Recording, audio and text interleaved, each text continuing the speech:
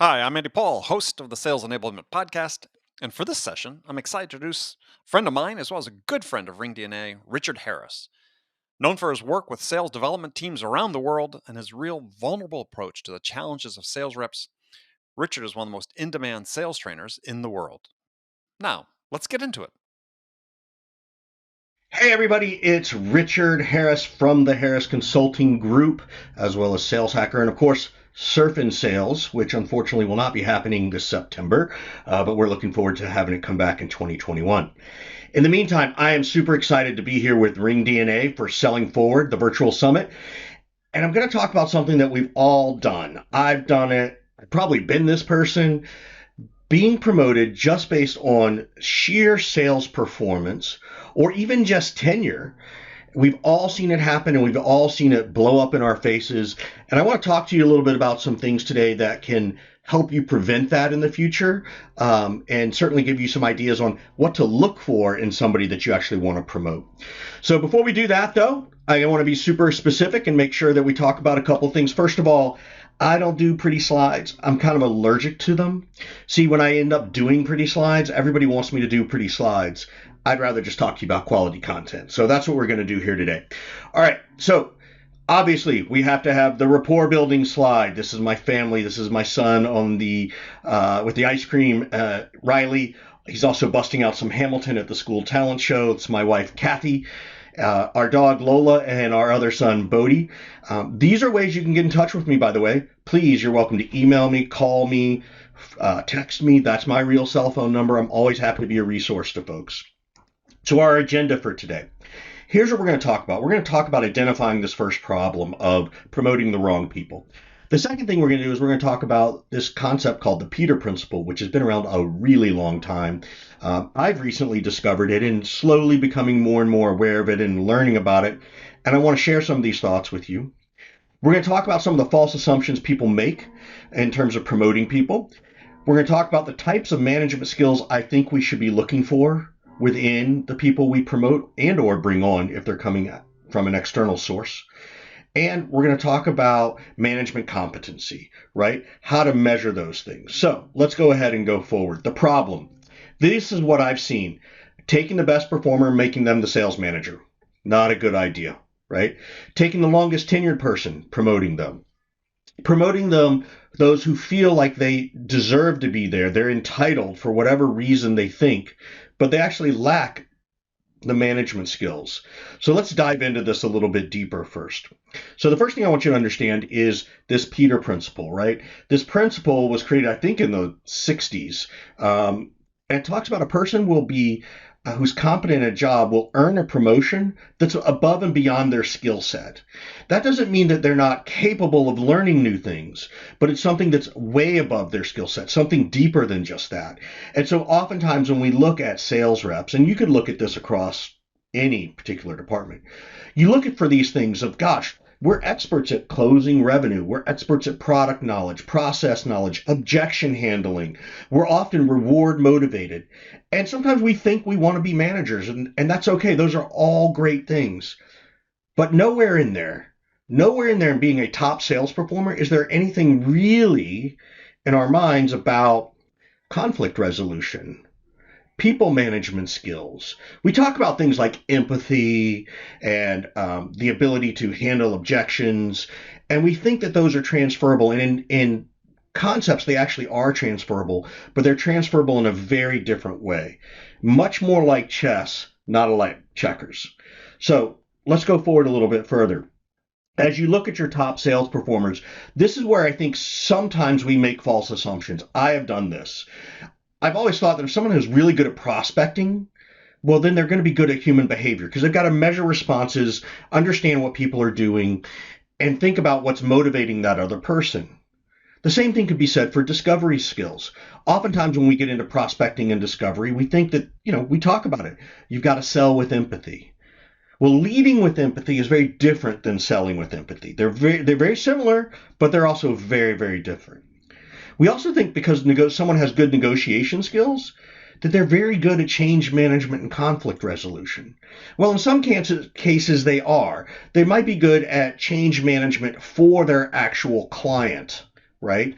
They might be able to manage conflict resolution within their client and two different departments to get something done.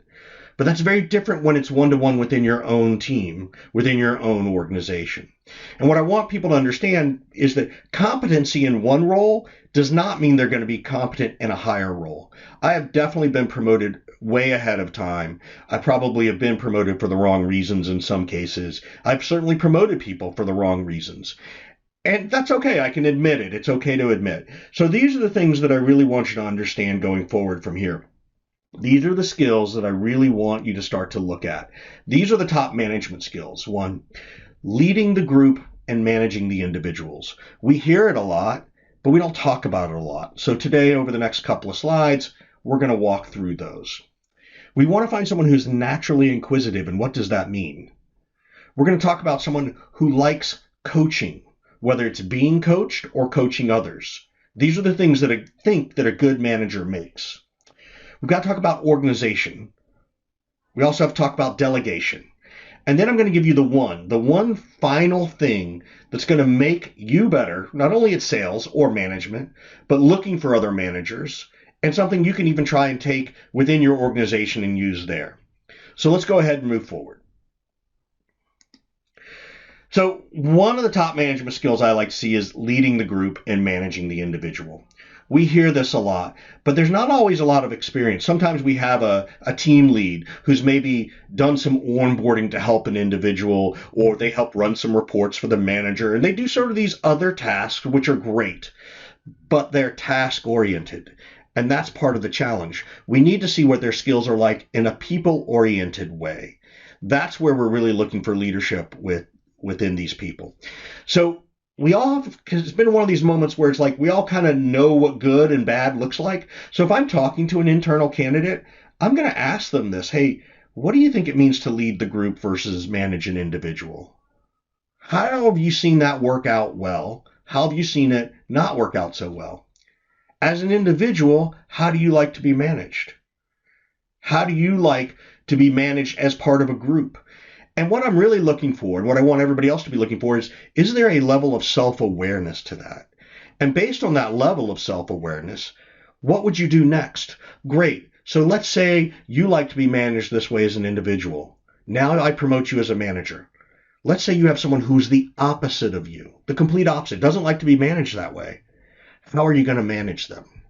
So I want to get them into as real a possibility of a scenario as I can in order to understand where their self-awareness is, how quick they can think on their feet. I don't always necessarily expect them to have the right answer, but I want to see how they react in these moments to see if they can figure out that right answer or start to be creative in their thinking, which then leads us to someone who's naturally inquisitive.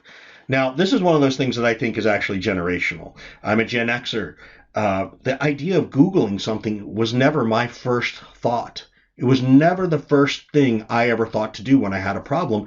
Mine was to go ask for help, right? You know what we were told? A lot of you don't know this. We would say, well, how do I spell this word? Our teachers would say, go look it up in the dictionary. That was Google for us, right? So I think millennials are way more into this. I also think Gen Z is that there's this different level of natural curiosity that's good. It doesn't mean Gen Xers can't do it. Don't get me wrong. But I think that natural curiosity is what makes anybody who's a good leader a really good leader. And those are the things I want you to understand as you look at this. So I want to ask people, what do you do when you're unsure of something? I want to know, what's your favorite hobby? How'd you get good at it? How did you learn to practice? Where did you research it? This last question is kind of interesting, and it's a little generational, so be mindful of that, is that when was the last time you YouTubed something? Right? The other day, last winter, I was up in Tahoe, and we had to put snow chains on the tires. And I was like, oh, let me Google that. And then it took me like 3 minutes to finally realize, wait a minute, someone's probably made a video to show me how to do this versus me having to sit there and read something and interpret it. Those are the kinds of things that I want to see. I want to see how people naturally figure things out. So that's one of those other skills that I hope people are looking for in management. The next one, like coaching. Now, this is an interesting one. The manager has to like to coach other people. If you hire someone who loves to hide behind the keyboard and the dashboard and the computer screen, it's a dashboard manager. You don't want that, particularly in sales. We say they need to roll up their sleeves, get their hands dirty, all those cliches. No, what I want to hear is I like to sit next to my reps. I like to do coaching calls. These are the kinds of things I like to look for in a coaching call. I like to get on calls. I want my team to coach me back and tell me what I did wrong. Right? So I want to know, what do you like about coaching? What do you hate about coaching? What makes a good coach? What makes a bad coach? Right? These are the things that you're looking for. These are the things that you're really trying to do. Management skills, another one. This is really important. Organization. Some of the best salespeople I know are horrible at organization. Terrible. Their calendar's a mess if they use it at all. They have scribbles of paper. Maybe it's in a notebook. They don't necessarily have to-do lists. They just have stuff written down. That's the kind of stuff that I really want people to pay attention to, because disorganized people, I think, have a very hard time being managers. I absolutely would look at someone's desk. If their desk is a mess, how are they ever going to manage people? Right? How is that going to work? I don't get it. So I ask people these questions about, how do you prioritize? What's your routine for staying organized? What I'm looking for there, those are things like, oh, I get up every day and I look at my to-do list. I get up every day and I look at what my calendar is. Oh, at night, I go through and see what meetings I have the next day, just so I can kind of remember what's happening, right? Those are the organizational skills that are very tactical and practical that you can find. And if they have those skills, then I think it's very, very possible they can be a good manager. This last one's a really important one, which is, when was the last time you missed a deadline? I want to know that story. We've all missed a deadline. Did they go to their boss and say, hey, I'm going to miss this deadline. Can I have an extra day? If so, good. That means they're self-aware. Did they try to wing it? Are they willing to say they made some excuse about it? These are the things that I really want to know, because if they keep missing deadlines, then I'm not sure they're going to be the right person for management. If they can't hold themselves accountable to deadlines, how are they going to hold others? So we're rolling through this. We're almost done. This is a super simple session today. I'm trying not to make it super long. Next one, delegation. This was the hardest thing for me to ever do. I've always just sort of innately said, it'll just be faster if I do it myself. I had a good friend of mine, Scott Leese, teach me this one. And his basic simple premise was that, look, when you delegate something, expect it to come back flawed. Right? That's what you expect. It's going to come back flawed. But remember, whatever part they got right saved you time. You hand off a project and they only get 25% of it done right. Well, what did you do with the 25% of it? What did you do with that time while they did that? Also, does that also mean you didn't give clear enough directions? Because sometimes that happens, particularly for sales leaders. Right? If someone can go and get 50% of it done right, well, that still saved you a ton of time. So we have to change our mindset. It's probably one of the best things I've learned in the last 5 or 10 years. And we need to understand that and expect it to come back flawed. It also creates great coaching moments. It creates a moment where you can coach someone on how to do it better or how to do it differently, or coach yourself to go, oh my gosh, I was not clear. That's on me. I need to be more clear. Those are the kinds of things that I want people to think about when they delegate. One of my favorite things to do is to ask someone, how do you delegate? When you delegate a task, do you let go of it entirely? Or do you have someone come back and show you the first 2 or 3 things just to make sure it's right before they go do the whole thing? I'm fine either way. I tend to say, hey, show me the first 2, because if something's off, I want to make sure I become more clear. I'll actually take ownership that if they do the first 2 and it's wrong, that's probably my fault, that I wasn't clear enough. That's how you delegate. The other thing that Scott taught me was that once you delegate it, you can't take it back. You cannot take it back, because then you're always going to end up taking it back. And that's a risk, because you could end up being delayed for some other project for someone above you that you're turning something into. And that's okay, but now you've got to manage that problem, right? You've got to decide, am I going to throw that person under the bus, or are you going to go to your boss and say, hey, you know what? It's on me. I let something slip. I'll handle it.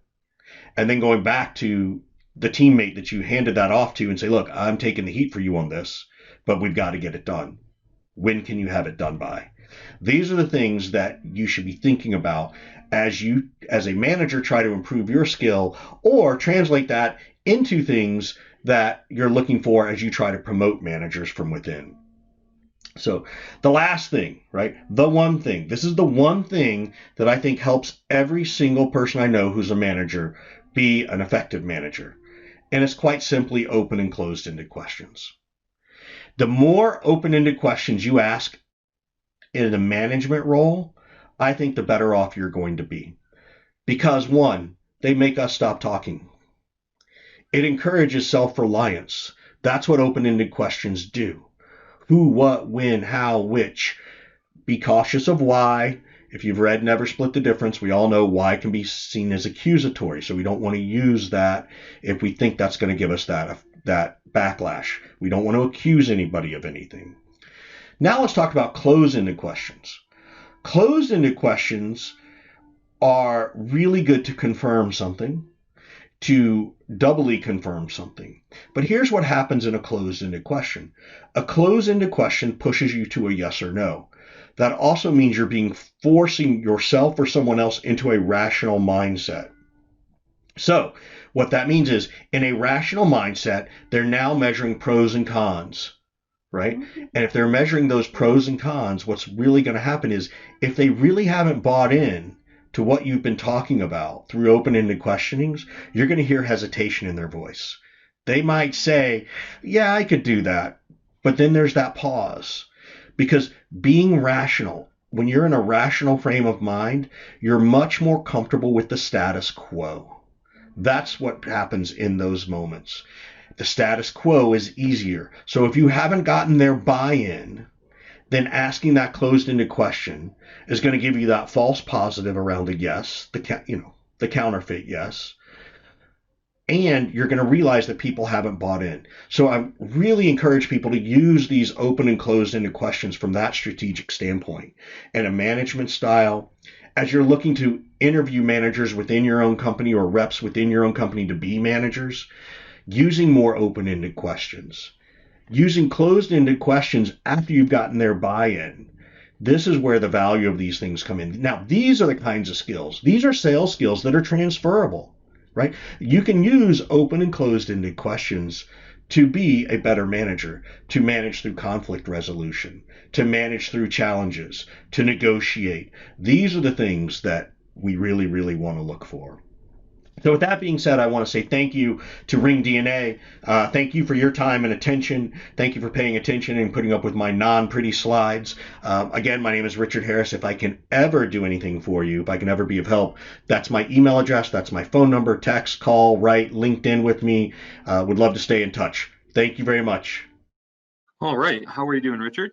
I am doing well. If you can hear me, I hope. Yes, certainly can. And this is the live Q&A part.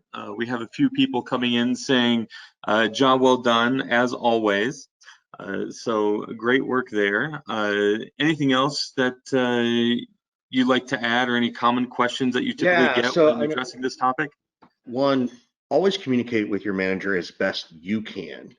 And you can say things, hey, particularly if you're new, or if you're a manager and you're coaching your rep, hey, manager, how do you like to be communicated with as I work through my role?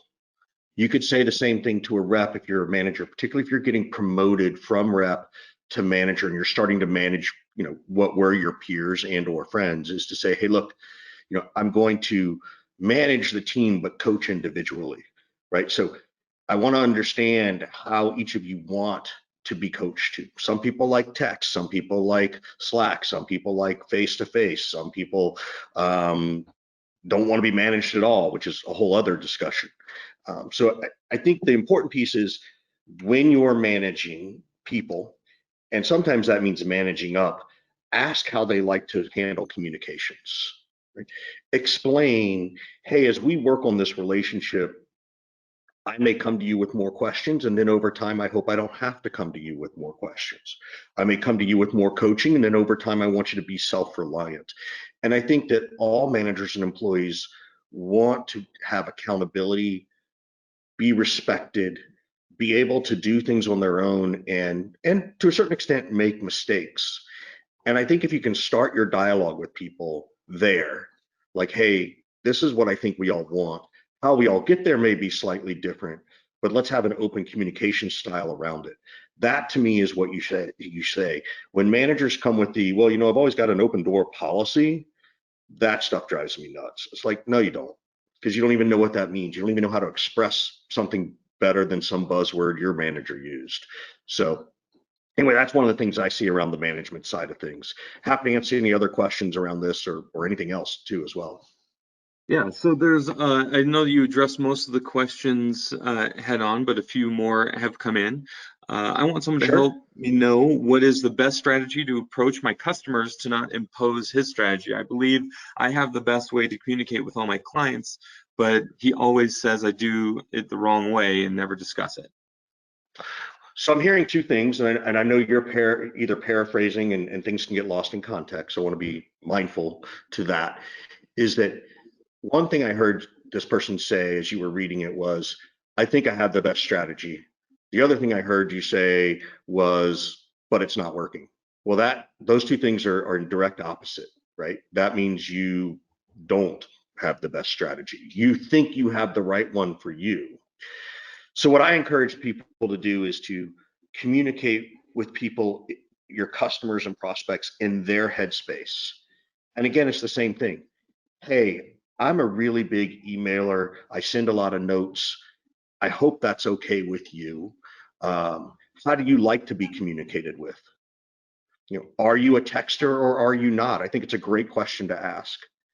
If you've never asked that and you have someone's cell phone number, I don't think it's out of the norm to use it to text people.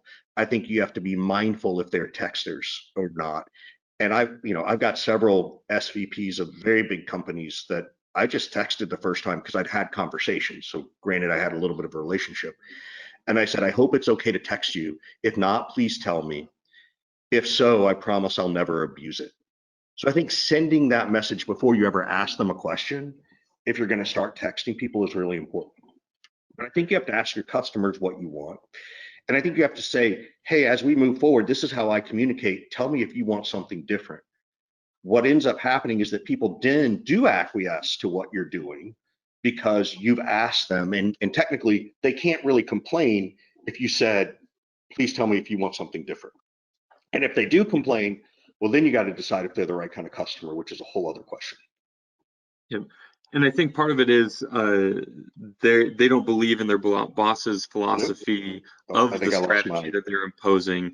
And I guess if you have proof that one way works or doesn't, or you're using the preference of the customer themselves, then I guess that kind of trumps it.